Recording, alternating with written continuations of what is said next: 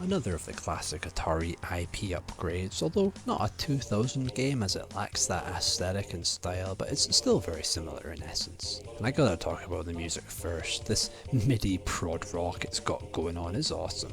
There's some catchy riffs in here that sound really great on a proper guitar, even though I do love that guttural, chunky fake guitar.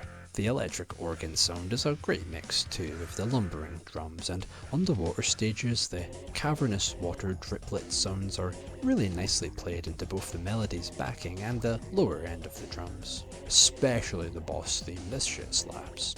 I don't know, I just love me some scruffy sounding crunchy MIDI guitar work, a fairly meaty OST with pretty sick beats. And it seems to contain an emulated version of the original Missile Command. Cool to see, at least assuming it's emulated since it's got all the size fuckery settings and these borders that are quite some of the 3D ever.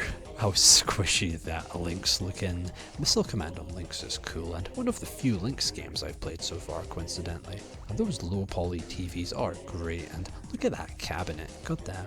I like this old game's bright lines and sharp colours that glow in a neon explosion.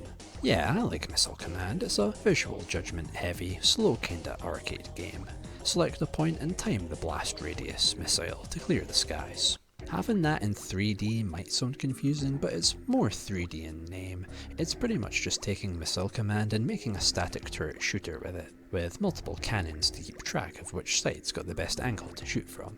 Or there's also the simplified 3D version of the regular Missile Command with no extra cannons or quick shots that's, not like a turret shooter but just like Missile Command. Just good old big explosions taking over the sky above the sheer isolation of these small desert towns. God damn, what a place to live. But yeah, then there's the main mode. Stage by stage it goes underwater town, Bespin sky looking towers and space city. In this mode, the big bombs are used alongside quicker bullet shots, splicing in some faster action. The big regular missiles you shoot are actually pretty hard to make hit, as there's not too much a sense of depth to these shots, but the regular instant blasts get the job done very well, so the titular missiles are best used when close range here. So yeah, it's like Missile Command, but you shoot from the sides rather than from below. Power-ups drop for health, as well as the missiles themselves and the screen clears. This crosshair is great for precision, and it's a good difficulty overall, expecting you to be very accurate but giving you lots of room for error. Despite being simple, there's almost a sense of grandeur to this game. Maybe I just get that from the big long views and the big chord sounding music, but I really like its underwater visuals, the bubbles and the way the lighting goes in and out. Really hits that feeling of being submerged, underwater cities interconnected by tunnels. And check out this sunspot. This must have been one of the first sunspots in video game history. Damn, what a pioneering sunspot. God damn.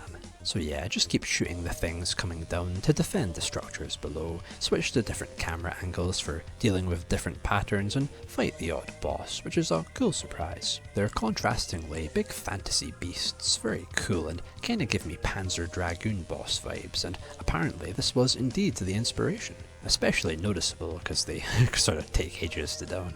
But yeah, Missile Command 3D is a seriously good game in every way. And it's in that sweet realm of being a legit great game that just so happens to carry a certain Kusoge kinda energy, mostly just in the scruffy sounding timbre of the music. And the thank you and good night on the credits is a nice little ending touch, as the fucking dragon has a heart attack and dies and has presumably crushed a small town below.